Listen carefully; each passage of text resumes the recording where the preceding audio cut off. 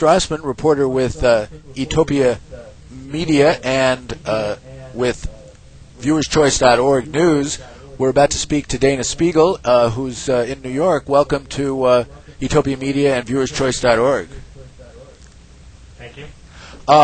Tell us a little bit about your background in wireless and net neutrality issues before we get started on the current developments. Sure. Well, I am the executive director of a nonprofit organization in New York City called NYCwireless. And we build and help advocate for public space wireless networks. These are the hotspots that, I'm sorry. It's okay. You're better that close to the camera as well. If you want to get back to where you were there. Yeah. That's good. Yeah.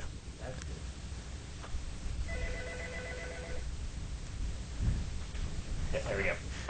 So NYCwireless we build the hotspots that you may have heard of in various news reports, especially a few years ago, in a number of different public parks in New York City, throughout New York City. We also do a lot of work on education, helping to educate the community about issues surrounding wireless networks and safety and establishing hotspots and what they can mean for local organizations. And we also do a lot of work helping to educate politicians so that they can understand what public hotspots are used for and how they can be used to help leverage the growth of local communities and provide services. In general, I also run. No, go ahead. Oh, sorry. I also run a blog, write for a blog called Wireless Community at wirelesscommunity.info, where I talk about a lot of issues that surround the building and the advocacy surrounding public wireless. And as of late, in the last 6 months, there's been a tremendous amount of discussion about net neutrality issues and what they mean for end users and what's really going on in the world of Internet access. Okay, before we talk about net neutrality, share with us any observations you have about the relationship between understanding of technology and politicians, whether it would be better if there were some real technologists in office, and while there's not, what issues are involved in trying to bring political decision makers up to speed on issues that have a high content of technical understanding in order to resolve them properly. Well, the big deal is really that there are some politicians in office right now that are essentially techno-savvy, although the vast majority of them are not. They came into office really to try to help serve communities and the people that they represent. And in terms of training, there are a lot more lawyers in politics than there are engineers. That's true, and that there are some lawyers that tend to be tech-savvy, but overwhelmingly, and this is true of the general public as well, so I think this is not unreasonable to expect, that these people in office don't really know a lot about the high technology. We as technologists tend to, expect that there's a tremendous amount of public knowledge and understanding of the things that we deal with on a day-to-day basis. But just like any highly technical subject matter, it's really going to be very difficult for the general public to capture all of that knowledge and make use of it. And if we look at it, high-speed networks have really only been around for the past 8 or 9 years, and so it's just like any other high-tech thing. It takes quite an amount of time and education to filter out into the general public, and the same is true for politicians. On the other hand, everyone seems to be able to run their own cell phones, and there are tens of millions of people who do that. Is there some way to sort of leverage the ability of people to use electronic devices and take that to a level of understanding of the networks and the issues around it, or is that beyond what's possible? Well, everyone can use their network, use their cell phones, that's true. But the truth of the matter is that even politicians don't really understand that much about the technology that drives cell phones. I get contact all the time about people that confuse cellular technology and Wi-Fi technology, and this happens even at the politics level. So when we're dealing with politicians, so it's just a matter of working very hard for education. And yes, it's true that cell phones tend to be a little bit more understandable, but remember that we've had phones for the last 100 years, maybe a little less, and they've been in popular culture since, for the past 50 years or so. And most of what people understand about using cell phones derives from their understanding of landline phones. And so cellular phones are really just represented as regular phones without wires. Right. Okay. Well, in the same sense that Wi-Fi represents the internet without wires. So. Right. And this is really, to a certain extent, that's a big part of the message that we promote, is to really make it clear that there, to a large extent, and for most comparisons, it really is just the internet without wires. But there are a lot of other things that you can talk about after you get past that point. Just like with cell phones, there are a lot of other things you can talk about with them, like SMS and whatnot. Okay, let's talk about the concept of net neutrality and why it's emerged at this point as a particularly crucial issue. Well, so the issue of net neutrality, and most of your viewers already understand some aspects of this at the least. Sorry. Not a closed set, huh? No, very not. The issue of net neutrality is really about the way that the internet has grown up since its earliest days. When it was first invented and created by the U.S. government, and when it was adopted by universities as well, there was this notion that intelligence exists at the edges of the network. This is a really big deal, really big innovation that Vint Cerf helped to create. Intelligence is at the edge of the network, and all of the pipes in between, however things get connected, really just shuttle packets back and forth. It's just passing information back and forth. So it's kind of like the U.S. mail service, where they don't care what's inside of your letter, it just gets delivered, right? So the issue of net neutrality is coming up today because what happened last year was that the FCC made it, basically gave the okay for the unification of two different types of telecom companies.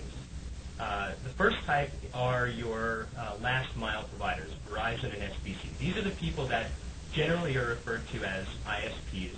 They're the people that a consumer or an end user or a business would buy their internet connectivity from. And then the other class of companies are internet backbone providers. These are people, these were the companies AT&T and MCI.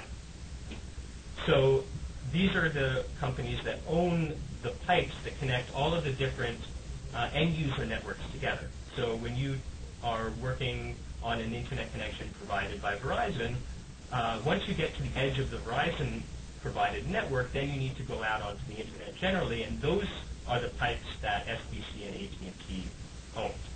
So it used to be the case, and for the entire history of the internet, it was the case that those two classes of connections were owned by two entirely different companies. So in other words, the part that connected to the end users were owned by cable companies and by Verizon and SBC and other yes. RBOCs, but the connection between Chicago and Los Angeles and Washington and Seattle were owned by companies like MCI and AT&T.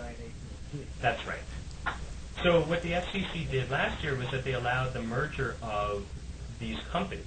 So now SBC purchased AT&T and is now rechristened itself as AT&T, and Verizon bought MCI.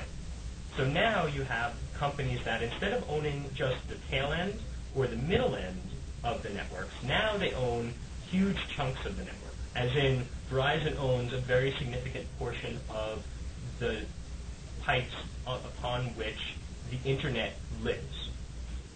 So there was a big deal about this because what this meant was that Verizon could exert control over I should say Verizon and AT&T now can exert control over the networks and operate the backbone networks to optimize the end user networks, the last mile. And that's the really big deal, is that once these mergers came through, these companies started talking as though they owned the internet, which in effect they did. In fact, it used to be the case back when AT&T was the original AT&T, Ma Bell. They did own, it wasn't the internet back then, of course, it was just phone lines, but they did own the network end to end. And what the antitrust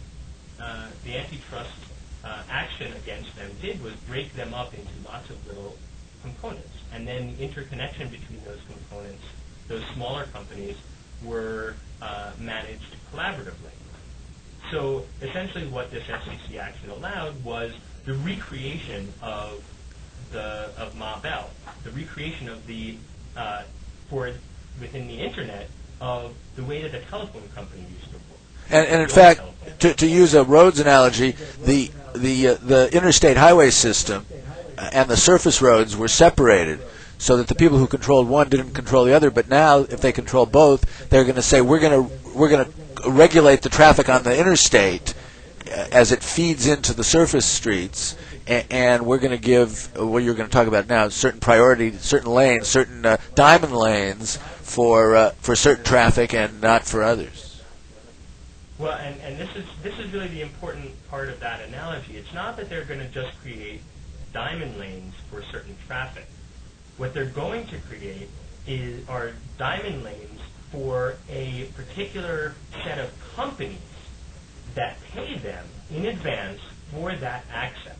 Toll roads, in other words. It's not just toll roads. It's a toll road on a toll road. Right. So you as a company, as someone that's sending out someone in a car, could pay to get that car have access to a faster lane that would take them directly into the user, right, directly into the local road. So there are ways in which this analogy breaks down, but basically what this causes is, what this would cause is essentially a two-tier internet. So there's your normal tier, and that which is what the internet is now, and now they're talking about creating this this higher level tier, which is for pay. All of this wouldn't be so much of a problem, except for the fact that the internet is already woefully behind in the U.S.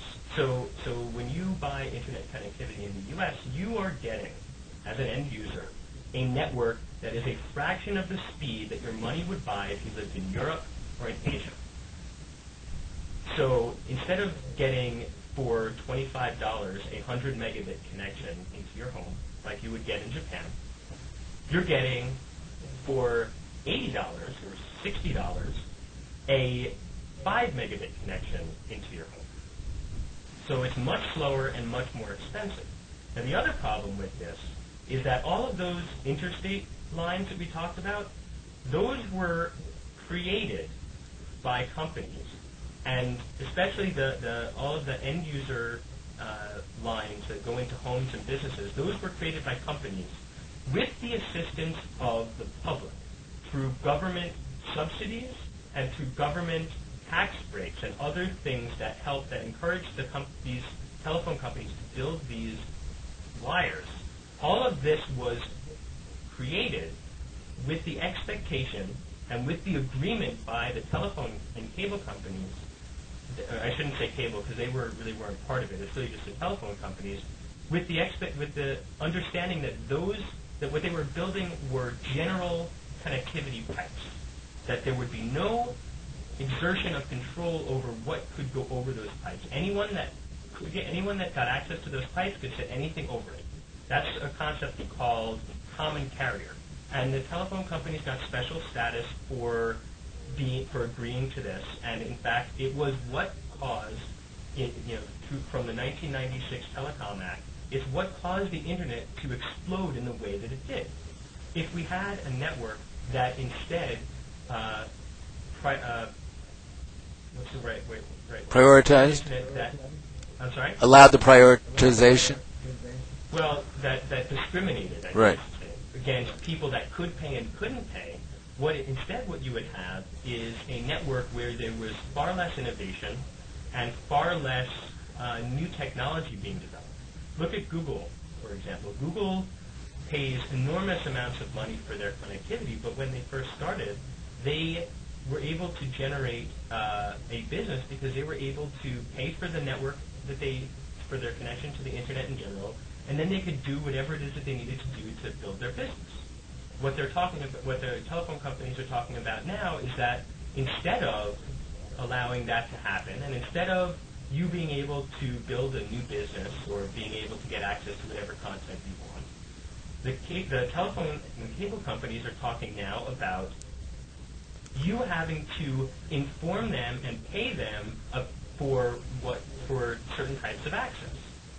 And this is essentially it exists in other areas of business, mostly in New Jersey. It's called extortion.